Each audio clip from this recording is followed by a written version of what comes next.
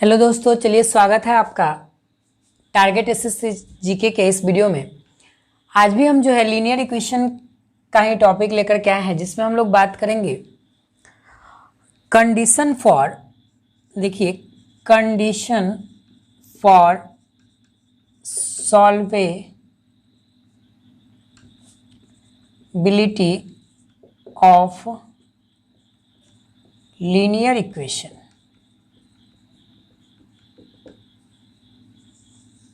ध्यान दीजिए, अब बात आती है कि कोई भी हमारे पास अगर लीनियर इक्वेशन है, मान लीजिए कि हमारे पास यहाँ लीनियर इक्वेशन दिया हुआ है a1x b1y c1 equal to 0, a2x plus b2y plus c2 equal to 0। ये दो इक्वेशन मान लीजिए दिया हुआ है। तो एक तो पहली बात है कि इसका सॉल्यूशन हो सकता है या नहीं भी हो सकता है, लेकिन अगर सॉल्यूशन होगा तो ये तो सॉल्व करने के बाद ही पता चलेगा। लेकिन हमें क्या करना है, बिना इसको सॉल्व किए और बताना है कि इसका सॉल्यूशन होगा कि नहीं, ठीक है ना। तो इसी के लिए हम कंडीशन यहाँ पे पढ़ेंगे। ध्यान दीजिए, ये सबसे इंपॉर्टेंट टॉपिक है। इस जो भी एक आपका चैप्टर है, इसका ये सबसे इंपॉर्टेंट टॉपिक है, ठीक है। तो इसको क्या करेंगे, हम ध्यान से पढ़ेंगे। तो ध्यान दीजिएगा। उससे पहले दोस्तों, अगर आप चैनल पर नए हैं तो वीडियो को लाइक करें और चैनल को सब्सक्राइब जरूर करें। चलिए शुरू करते हैं। तो यहाँ पे जो है हम यहाँ पे केस 1 लेते हैं। देखिए केस 1, ठीक है। तो केस 1 में क्या है कि कहता है कि if a1 by a2 equal to b1 by b2, if a1 by a2 does not equal to, लिखिए if a1 by a2 does not equal to b1 by b2, then system of equation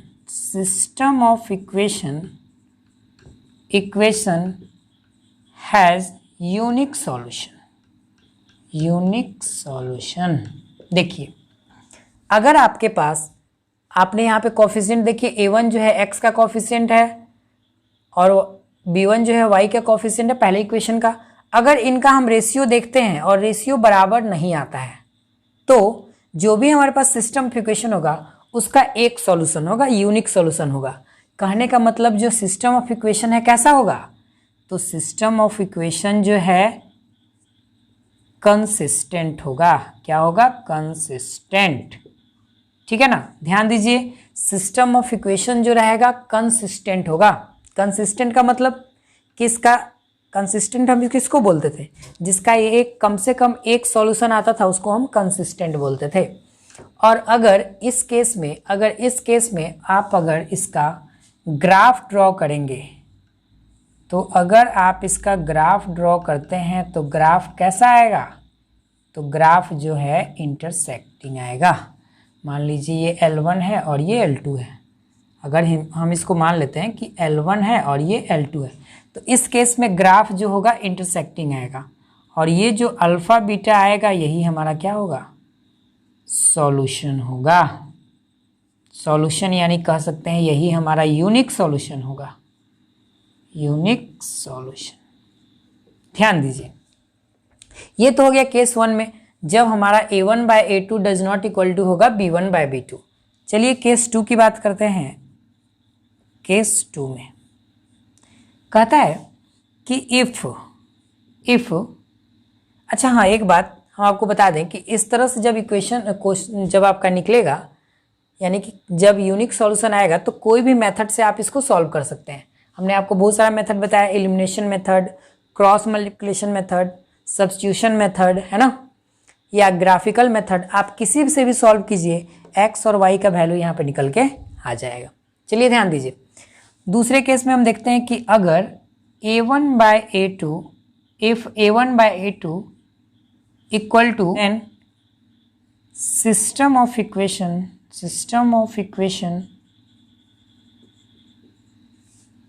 are coincidence, system of equation have, लिखिए have infinite solution, infinite solution. अगर आपका इस तरह से आता है तो सिस्टम ऑफ इक्वेशन क्या क्या होगा, इनफाइनाइट सॉल्यूशन होगा। इनफाइनाइट सॉल्यूशन मतलब बहुत सारा सॉल्यूशन होगा। और इस केस में भी आपका जो सिस्टम ऑफ इक्वेशन रहेगा क्या रहेगा, कंसिस्टेंट रहेगा। क्या रहेगा, कंसिस्टेंट। और अगर इस केस में भी आप अगर ग्राफ को ड्रॉ करते हैं तो आपका ग्राफ जो होगा ये कैसा आएगा, मान लीजिए L1 लाइन है और ये L2 लाइन है, तो दोनों जो लाइन है एक दूसरे पे कोइंसाइड कर जाएगा। मतलब लाइंस कैसा आएगा, कोइंसिडेंस, कोइंसिडेंस, ठीक है ना। एक लाइन दूसरे के ऊपर कोइंसाइड कर जाएगा और इसमें का हर एक पॉइंट जो होगा ये आपका सॉल्यूशन होगा, ठीक है।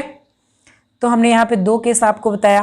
पहला केस में a1/a2 does not equal to b1/b2, दूसरे केस में a1/a2 equal to b1/b2 equal to c1/c2। अगर ये केस आता है तो सिस्टम ऑफ इक्वेशन के पास जो है इनफाइनाइट सॉल्यूशन होगा, ध्यान दीजिए। चलिए एक और केस हम डिस्कस करते हैं, आप इसको नोट करेंगे।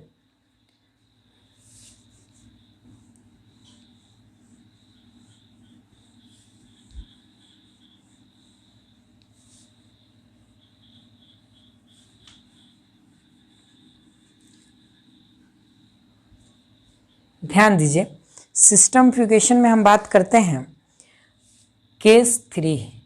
केस 3 कहता है कि if a1/a2 equal to b1/b2 and does not equal to c1/c2, ठीक है।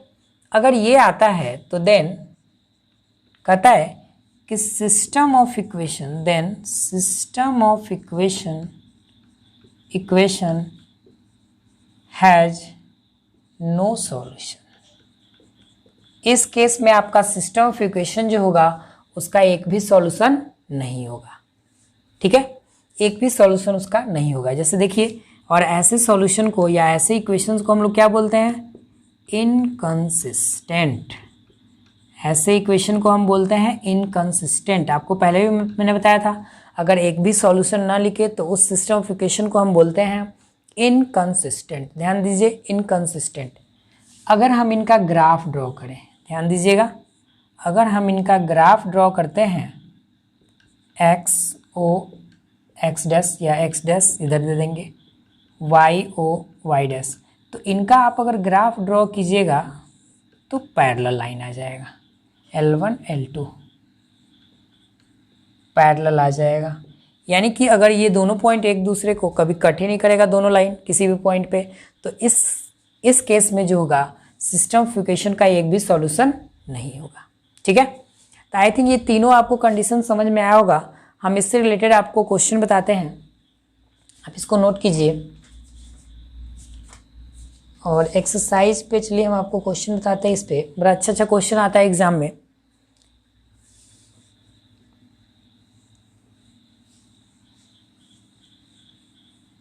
देखिए, सबसे पहले जो क्वेश्चन है ये है एक्सरसाइज 3D। एक्सरसाइज 3D का क्वेश्चन नंबर हम 1 ही ले लेते हैं। कहता है कि so that each of the system of equation has unique solution. ये आपका जो भी सिस्टम ऑफ इक्वेशन है 3x + 5y - 12 इक्वल टू 0। दूसरा इक्वेशन है 5x + 3y -4 इक्वल टू 0। ये आपका दो इक्वेशन है। आपको चेक करना है कि यूनिक सॉल्यूशन होगा। चेक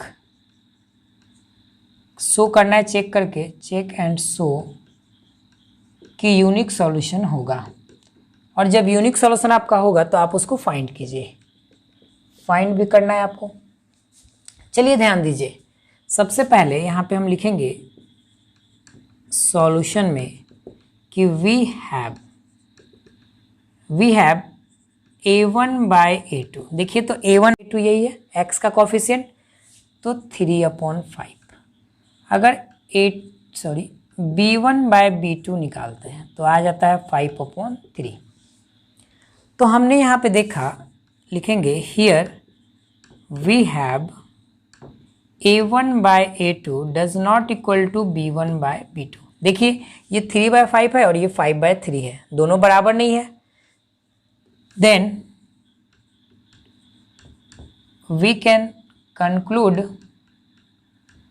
conclude that equations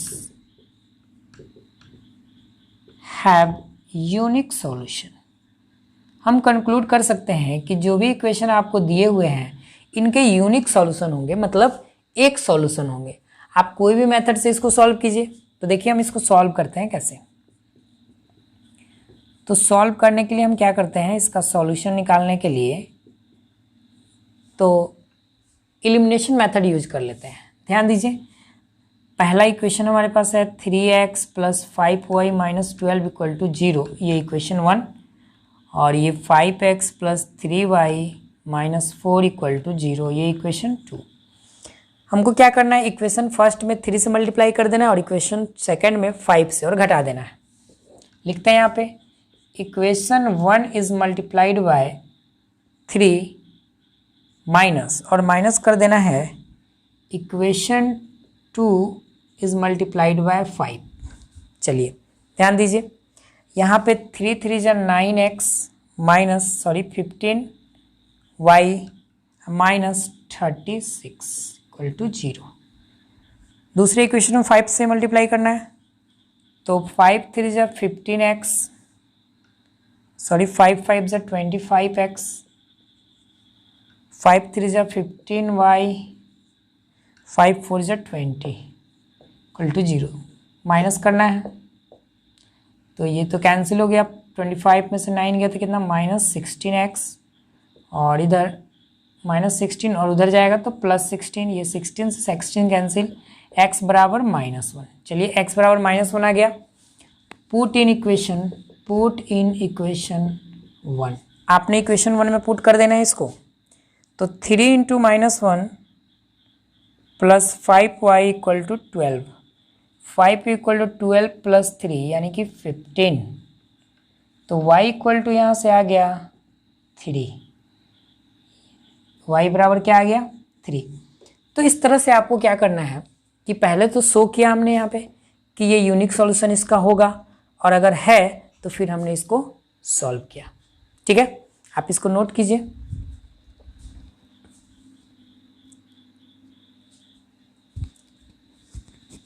तो चलिए दोस्तों, समझ में आपको आया होगा। एक और क्वेश्चन हम इस पे बताते हैं आपको और इसको मिटाते हैं। एक बार फिर से आपसे रिक्वेस्ट है कि आप चैनल को सब्सक्राइब जरूर करें और वीडियो को लाइक करें।